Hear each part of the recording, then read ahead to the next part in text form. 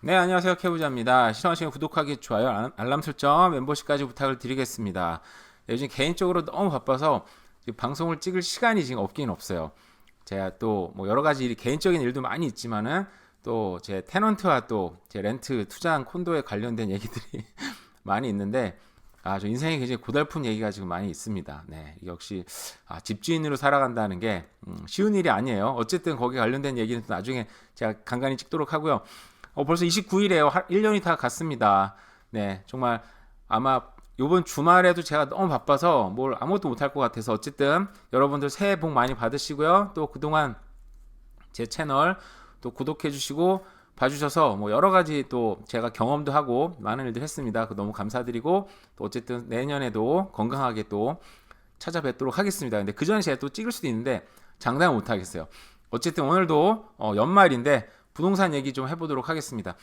여러 가지 얘기가 있는데 제가 이제 예전에는 매일매일 찍다 보니까 주제가 이제 한 가지로 딱 정해졌는데 요즘은 제가 일주일에 뭐 한두 번 찍다 보니까 막 생각이 막 이제 겹쳐 있어요 머릿속에. 그러다 보니까 이게 굉장히 중구난방 얘기들이 좀 나오는 것 같더라고요. 어쨌든 오늘도 하고 싶은 얘기는 있는데 정확하게 얘기가 될지는 잘 모르겠는데 어쨌든 처음부터 기사들 보면서 자연스럽게 얘기 한번 해보도록 하겠습니다. 자, 내년 주택시장 금리 인하로 살아날까? 자, 모기지 금리가 하락에 자, 판매량 가격이 이제 반등이 됐다. 이미 더 됐나요? 될 것 같다는 거겠죠. 근데 상승폭은 크지 않을 것 같다. 제가 이제 그 전에 몇 주 전에 지난주인가 얘기했잖아요. 그 로얄 르페이지 같은 경우에서는 3% 정도 올라갈 것 같다. 근데 만약에 그 리포트가 사실이라면, 근데 예를 들어서 뭐 3% 하락을 얘기할 수도 있고, 3% 상승을 얘기할 수도 있고, 아니면 이제 보합, 그냥 뭐 0%될 것 같다. 이렇게 얘기를 한다고 한다면, 만약 그게 이제 맞다고 우리가 얘기를 한다면, 제가 얘기했던 그거잖아요. 분명히 어느 지역은 오를 것 같고, 어느 지역은 또 안 오를 수도 있고, 떨어질 것 같고, 어느 지역은 또 그냥 보합으로 끝날 것도 같아서 아마 모든 사람이 만족할 수 있는 시장이 될 것 같다 얘기했잖아요. 올라갈 수 있는 사람은 올라가는 시장을 보면서 거 봐라 부동산 올라가지 얘기할 거고, 떨어지는 사람들은 거 봐라 떨어지네 라고 얘기할 수 있을 것 같고, 통계로 잡히는 거는 어떤 거를 자기가 이제 소위 말하는 샘플로 채택하냐에 따라 달라지는 거기 때문에. 근데 어쨌든 뭐 이런 거를 우리가 많이 예상을 하고 있잖아요. 금리 인하로 살아날까. 근데 제가 지난주 얘기한 것처럼 금리하고 시장이 직접적인 관계가 있지 않다. 그걸 이제 제가 역사적인 그래프를 보면서 저도 그렇게 생각을 해서 이제 보여드렸잖아요. 어쨌든 근데 많은 분들이 이렇게 예상을 하고 있고, 근데 또 이렇게 저렇게 될 거라고 대다수가 믿으면 또 그렇게 됩니다. 그게 이제 간접적인 사람들한테 영향을 줘서 사람들이 그렇게 믿고 부동산 시장에 참여하면 또 그렇게 되는 거잖아요. 그죠? 근데 또 사람들이 믿는다고 해서 경제나 이런 것들이 또 시장은 또 시장의 방향대로 흐르기 때문에 또 맞지 않을 수도 있죠. 이거는 이제 부동산은 속도가 좀 느리니까 그렇긴 해도 주식 하시는 분들은 이게 무슨 말인지 알긴 알 거예요. 그죠? 시장에서 예를 들어서 호재가 빵빵빵 터져도 따라 올라가는 것도 있고 안 올라가는 것도 있고 또 나중에 올라가는 것도 있고 빵 터져도 올라갔다가 금방 떨어지는 애들도 있고, 그러니까 너무 다양하기 때문에 그러니까 자기 실력도 되게 중요하고 자기가 어떻게 믿고 어디 탔지만 또 욕심내지 않는 것도 중요한데 어쨌든 이렇게 예상을 많이 지금 하고 있다고 합니다. 그래서 지금 시장 전문가들은 2024년을 금리 완화의 해로 보고 있다. 자, 캐나다 빅6 은행들의 예측에 따르면 오버나이트 목표 금리는 현재 5%지만 2024년 말까지 최소 4%로 떨어질 가능성이 예상된다. 그러니까 평균적으로 1% 가까이는 좀 떨어질 것 같다라고 예측을 하고 있는데, 이미 지난 10월 달에는 캐나다 정부 5년물 채권 수익률이 1% 이상 하락을 했다고 합니다. 그러니까 이 금리도 보면은 이제 뭐 10년물 채권, 10년 채권, 5년 채권이 어느 정도 같이 이제 방향성이 똑같잖아요. 그러니까 떨어지고 있다. 그래서 앞으로 좀 더 떨어질 수 있겠다라고 지금. 근데 실제로 지금 제가 다른 기사를 보니까 금리가 떨어진 데가 좀 있긴 있더라고요. 그래서 저도 지금 모기지를 또 받아야 되는 입장이라 좀 기대가 됩니다. 조금 떨어지지 않을까라는 생각은 하고 있어요. 근데 이제 제가 부동산이 이제 올라갈 수 있다라는 게 어떤 그 어떤 변수로 금리 인하가 있잖아요. 근데 또 볼게요. 자, 이런 뉴스는 너무 많이 들어서 사실 밴쿠버 사시는 분들, 특히 또 토론토에 사시는 분들, 캘거리도 들어가요. 이런 뉴스 들으면 사실은 에이 뭘 또 저런 거 있어. 뭐야 이런 뉴스가. 세계에서 가장 살기 좋은 도시 밴쿠버는 몇위? 자, 캘거리, 밴쿠버, 토론토가 탑 3에 탑 10이네요. 탑 10에 선정이 됐다고 합니다. 이런 뉴스 사실 많이 들어서 흥미로울 게 없어요. 그죠? 뭐 늘 들어왔으니까. 자 보시면은 이게 그 어디죠 이게? 잠깐 제가 아까 봤었는데, 자 스위스 제네바 공동 7위에 오른 캘거리, 대단합니다. 토론토는 또 9위에 안착이 됐고요.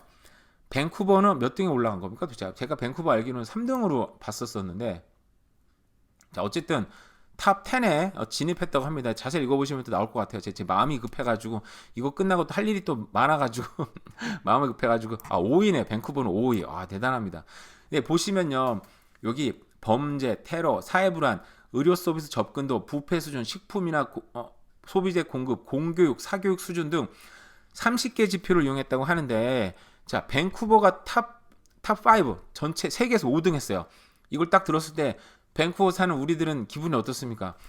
늘 그렇지만 또 무슨 밴쿠버가 5등이나 사는데 굉장히 불편하잖아요. 그죠? 저는 굉장히 만족스럽게 살고 있어요. 굉장히 밴쿠버 사는 굉장히 행복하게 살아갑니다. 물론 저는 서리에 살고 있어요. 특히 이민자분들 제일 싫어하는 분야가 의료 서비스. 이런 개판인데 도대체 이걸 5등이나 했다고? 말이 돼? 안정성 95점. 자, 의료 몇 점입니까? 100점 만점에 100점. 문화환경 97.2점, 교육 100점, 인프라 96.4점. 그러니까 총점이 평균이 97.3점이 나왔어요. 거의 만점에 가까운 수준입니다. 그러니까 5위라고는 하지만 1등이랑 별 큰 격차가 없는 거예요. 그러니까 제가 얘기하고 싶은 건 뭐냐, 정작 사는 우리는 이게 너무 좀 당연한 것 같기도 하고, 막상 살아보니까 에이 밴쿠버 뭐가, 토론토 불편하고 뭐가 좋아 라고 얘기하지만, 전 세계적인 관점에서 봤을 때는 밴쿠버는 정말 세계적인 도시라는 거죠. 서울도 마찬가지입니다.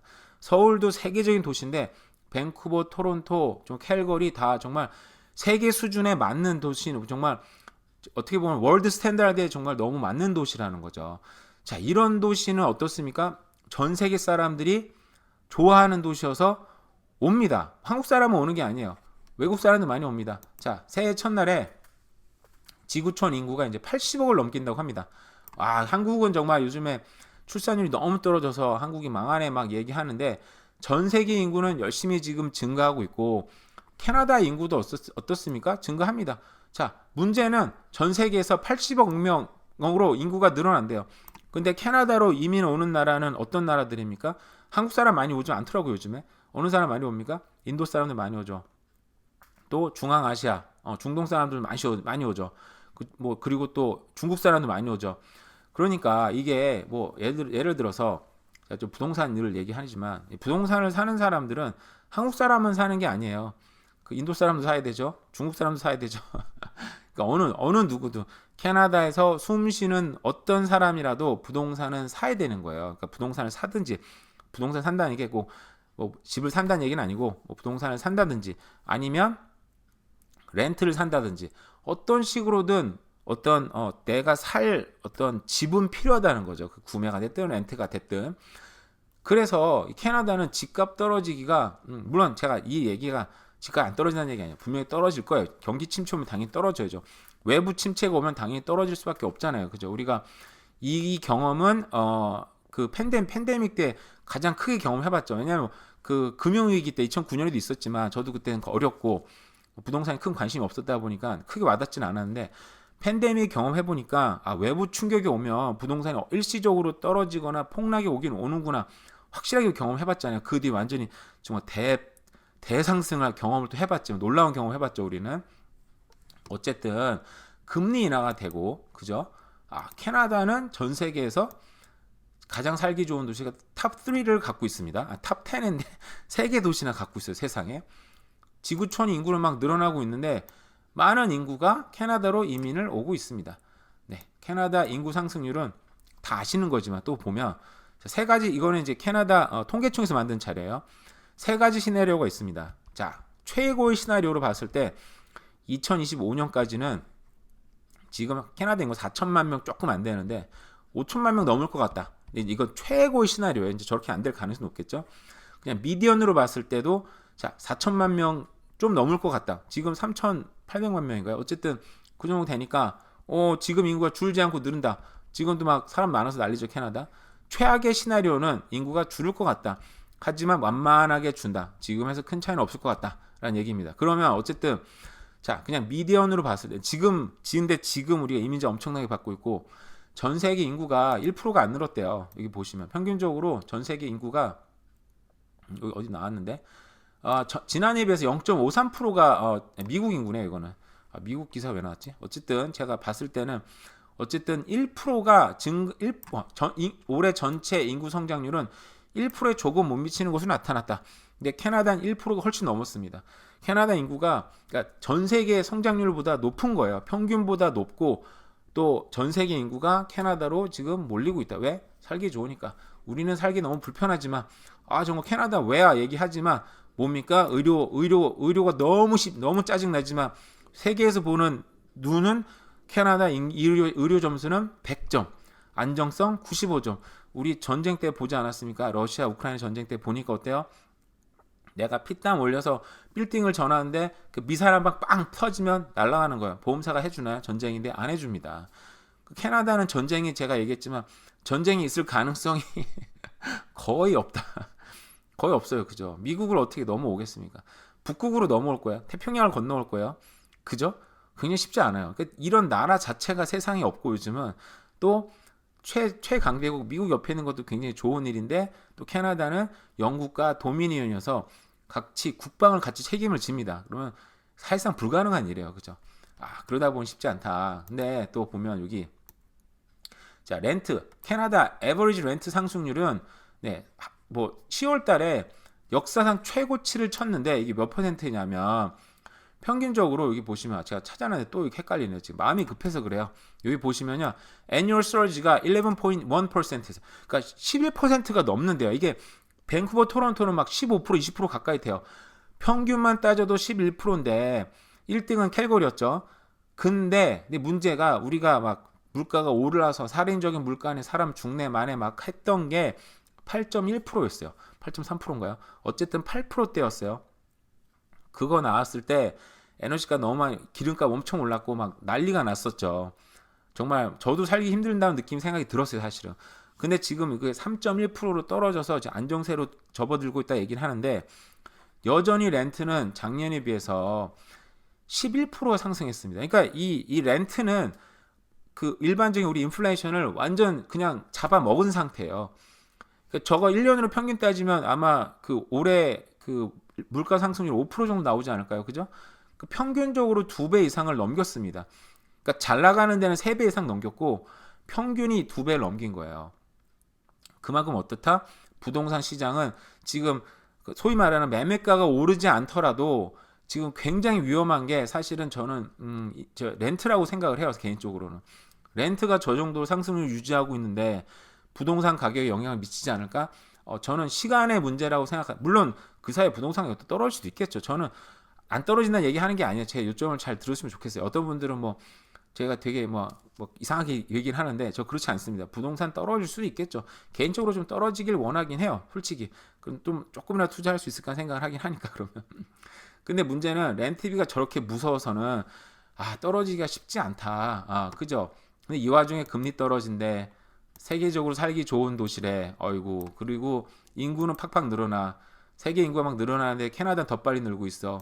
인구 상승률도 이 공적 기관이 봤을 때 많이 늘어날 것 같아. 렌트는 또 미친 듯이 오르고 있다. 그죠? 자, 부동산 어떨까요? 그죠? 부동산도 저는 그래서 굉장히 어쩔 수 없이 오를 수밖에 없다. 안타깝지만, 저도 좀 떨어져야 좀 또 투자를 또 할 수 있지 않을까 생각을 하지만 어쩔 수 없이 오를 수밖에 없어요. 그죠? 물가 상승률. 물가만큼 올라야죠. 집값이. 그렇지 않겠습니까? 그죠? 어쨌든 캐나다인의 내년에 요것 때문에 문제가 많이 될 수 있다고 보고 있어요. 어떤 사람들은. 자, 부채가 많다. 그죠? 근데 부채가 늘어나는 것도 그죠?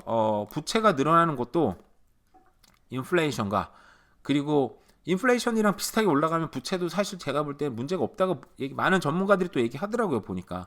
왜냐하면 그만큼 돈의 가치가 떨어졌으니까 부채도 올라가고 근데 제가 얘기 많이 했었는데 부채를 갖고 있을 때 물가가 올라가잖아요. 그럼 부채는 상대적으로 그 퍼센티지가 줄어듭니다.